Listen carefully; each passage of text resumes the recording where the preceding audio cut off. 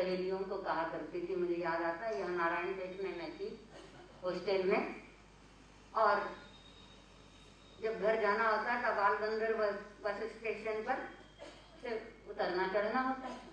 एक दिन जब मैं आ रही थी बाल गंधर्व से नारायणपेट, वो बीच का पुल नया ही बना हुआ था, वहां से आवागमन शुरू नहीं हुआ था क्योंकि उद्घाटन नहीं हुआ था। कभी कभार हमारे जैसे कोई कोई निकल पड़ते थे।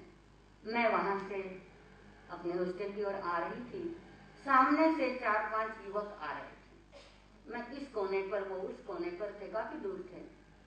बीच बीच में सामने ध्यान जा रहा था और मैं उनकी हरकतें देख रही थी। उन युवकों ने देखा कि एक अकेली लड़की है इस पुल के ऊपर, और अकेली है तो हम इसका मजा ले सकते हैं। लेकिन मेरी रिएक्शन नेचुरल थी ना। पुल है, पुल पर से मैं जा रही हूँ, रिएक्शन नहीं, एक्शन। ये एक्शन नेचुरल थी, एक्शन हरदम नेचुरल होती है। तो मेरी नेचुरल एक्शन थी, मुझे अकेले इस प्रकार आराम से आते हुए देखकर उनकी प्रतिक्रिया क्या हुई, इसे छेड़ना चाहिए, हम 4-5 है और ये अकेली है और कोई नहीं है। थोड़ी दूर पर एक महिला आ रही है, उस महिला में दम क्या है? ये जो कह रही थी ना हम मारते थे, इनको देख के कोई भी कहेगा इसमें दम क्या है, वैसी वो महिला थी। क्या दम है उसमें जाने दो, पर ये लड़की को छेड़ना है। और वो वहीं से उल्टी पुल्टी हरकतें करते हुए, इशारे करते हुए आ रहे हैं। मैंने देखा मैं अकेली हूँ और ये 4-5 हैं। अंदर में रिएक्शन शुरू हो गई। वो जो उनकी प्रतिक्रिया भी देखी मैंने, उससे प्रतिक्रिया शुरू हो गई और भीतर में विचार आने लगे, अब मुझे कुछ करना होगा, कुछ एक्शन इनके विरोध में लेनी होगी। अब एक्शन लेनी है तो मैं अब टाइट होना शुरू कर दिया। मैंने सांस गहरा चलने लगा, खूब ऑक्सीजन लेना मैंने शुरू कर दिया, अपनी मांसपेशियों को ताकत देने लगी और बुद्धि को भी चालित करने लगी। जैसे ही वो नजदीक आए, मैंने गोल घूम करके उनको मुक्के मारने शुरू कर दिए। आप सोच भी नहीं सकते हैं कि अक्षर में कोई दम है, लेकिन रिएक्शन जब भीतर में आई, मैंने इस प्रकार की रिएक्शन की। वो जो मेरे साथ छेड़छाड़ करना चाह रहे थे, वो मुझे कहने लगे, बहन जी क्या हुआ, हम तो ऐसे चल रहे, आपने ऐसा क्यों किया। इस प्रकार तुतलाने लगे, बोलने लगे। इतनी देर में पीछे से वो महिला आ गई और महिला ने भी उन्हें डांट लगा करके भगा दिया और मुझे कहा, शाबाश, तूने बहुत अच्छा किया। ऐसे लड़कों के लिए ऐसी लड़कियां ही होनी चाहिए। मैं दूर से ही देख रही थी और मेरे दिल में धक-धक हो रही थी। मैं सोच रही थी कि जल्दी से जाऊं और इस लड़की को बचाऊं, लेकिन मैं जल्दी चल भी तो नहीं पा रही थी। इस रिएक्शन को आप उचित मानते हैं, लेकिन भगवान महावीर उचित नहीं मानते। चाबुक मारने वाला मार रहा है और वो रिएक्ट नहीं होते, हाथ नहीं चलाते। वो यदि एक हाथ चलाते तो वो चाबुक मारने वाला चाबुक तो छोड़ ही देता, प्राण भी छोड़ देता। इतनी ताकत महावीर में थी, लेकिन वो विदाउट रिएक्शन रहते हैं। क्या दिमाग! ऐसे अन्याय तो फैलता ही रहेगा। अन्याय को इस प्रकार सहना चाहिए क्या? सहना चाहिए। अनुभूति जो चलेगी लगती है। जो महावीर बन सकता है उसके लिए कोई न्याय नहीं, कोई अन्याय नहीं। ये संसार है। संसार संसरण करता है, कभी वो नरक की दिशा में जाता है तो कभी देव की दिशा में जाता है, कभी मनुष्य की दिशा में जाता है तो कभी तिर्यंश की दिशा में जाता है। इस संसरण को महावीर जैसी आत्मा ने ठीक उसी प्रकार जान लिया, उसी प्रकार समझ लिया जैसे आपने समझ लिया। चिड़िया तो उड़ती ही है। अब आप तालियां बजाकर एक दूसरे को नहीं बताते, देख चिड़िया उड़ी, बताते हैं? जब बच्चा थे तो आप बताते थे कि चिड़िया उड़ी, कुछ विशेष हो गया।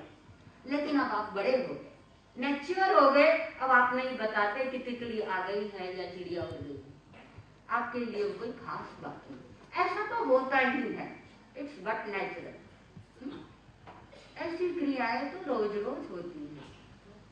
आकाश है तो आकाश में पंछी उड़ेंगे ही, इसमें क्या खास बात है, बचपने से हम ऊपर उड़ गए।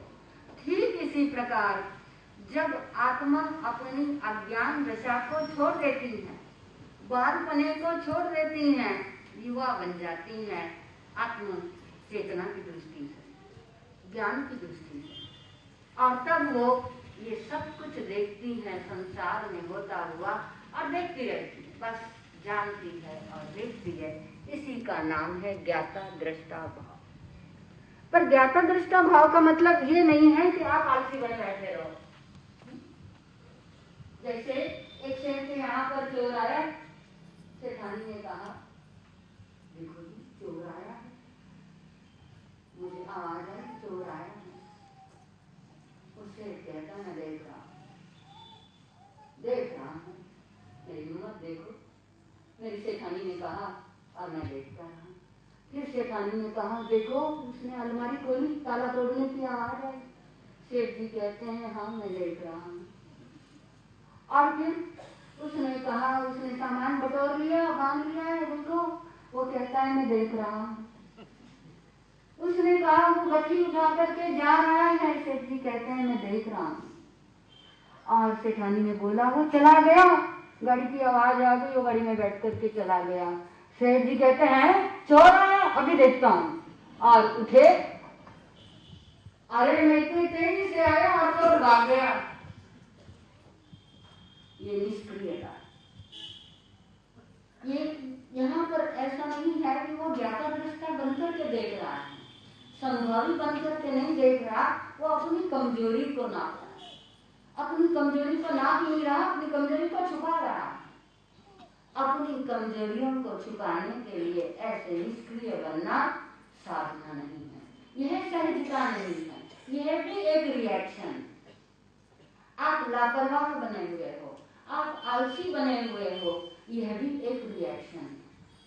और ये रिएक्शन भी नेगेटिव वाइब्रेशन तैयार करती है। जहाँ जहाँ हम नेगेटिवली रिएक्ट होते हैं वहाँ वहाँ नेगेटिव वाइब्रेशन होती है। हमारे भीतर में एक तेज है जिसे तेजस शरीर कहते हैं। जिन्होंने 25 बोल का ठोकरा याद किया है कभी, उन्हें मालूम है 5 शरीरों में एक शरीर होता है तेजस शरीर। और ये तेजस शरीर की विशेषता ये है कि ये कभी अपने आप काम नहीं करता, काम करता है औदारिक शरीर, वैक्रिय शरीर, आहारिक शरीर, और सबसे पीछे, इन सबके पीछे काम करने वाला होता है कार्बन शरीर। कार्बन शरीर जब संचालित होता है, यह तेजस शरीर उसके अनुसार काम किया जाता है और वैसा ही तेज हमारा प्रकट होता है। जब आपको गुस्सा आता है, ये बताइए आपका चेहरा तेजस्वी होता है या नहीं? होता है, होता है ना? तेजस्वी होता है आपका चेहरा, ठीक उसी प्रकार जैसे जंगल में दावानल लगी हुई। जंगल की दावानल में भी तेज होता है, उस तेज के पास आप जान नहीं पाते, ऐसा तेज होता है। ऐसा ही तेज क्रोध आने पर हमारे चेहरे पर होता है। लाल चिंगारियां आंखों से उड़ रही होती हैं, भौहें तड़क रही होती हैं, माथे पर चूड़ियां पड़ रही होती हैं, और तेज बाहर आता है, उससे समुद्रात भी होता है, आत्मप्रदेश भी अंदर बाहर होते रहते हैं। ऐसा तेज प्रकट होता है। कार्मण बरगड़ा में हलचल हुई, मोहनीय कर्म उदय में आया, क्रोध मोहनीय, और उसने हमारा तेज इस प्रकार से प्रकट किया। और ऐसा क्रोध प्रकट करने का पूरा चांस होते हुए भी महादेव प्रकट नहीं करते हैं, और फिर भी उनके चेहरे पर एक तेज आता है। वह तेज कैसे आता है, कभी सोचा आपने? कैसे आता है? किसी ने काड़ी लगाई नहीं, कोई काड़ी लगी नहीं, किसी ने लगाई तो लगी नहीं, वहां फास्फोरस है ही नहीं, काड़ी लगेगी कैसे? अभी हमारी बहनें रिएक्ट हो रही है उधर ही उधर, मेरे में उतना बल नहीं कि मैं इनको इधर कर सकूं, ठीक है ना बहन? उधर कुर्सी की आवाज में ज्यादा बल है। हमारी रिएक्शन का ये तरीका, इसीलिए महावीर का सा तेज हमारे भीतर होते हुए भी वो प्रकट नहीं होता। हम हर छोटी बड़ी बातों में यूं मिलते रहते हैं और नेगेटिवली ज्यादा खिला करते हैं, पॉजिटिवली कम मिलते हैं। जब जब पॉजिटिव रिएक्शन हुई, हमारा देश पॉजिटिव बनकर के बाहर उभरा। मैंने पढ़ा था रविंद्रनाथ टैगोर मांसाहारी थे, वो मांसाहार किया करते थे। लेकिन एक दिन के बाद उन्होंने देखा उनके घर के सामने आंगन में एक पेड़ था, पेड़ के ऊपर एक घोंसला था। घोंसले में से एक छोटा सा पंछी नीचे गिरा। वो नीचे गिरा तो उसकी माँ जो कुछ ही दूर पर उड़ रही थी, फटाफट भागी भागी आई और चींची करती हुई अपने बच्चे को संभालना चाहती है, लेकिन उसमें वो ताकत नहीं कि उस बच्चे को उठा करके वो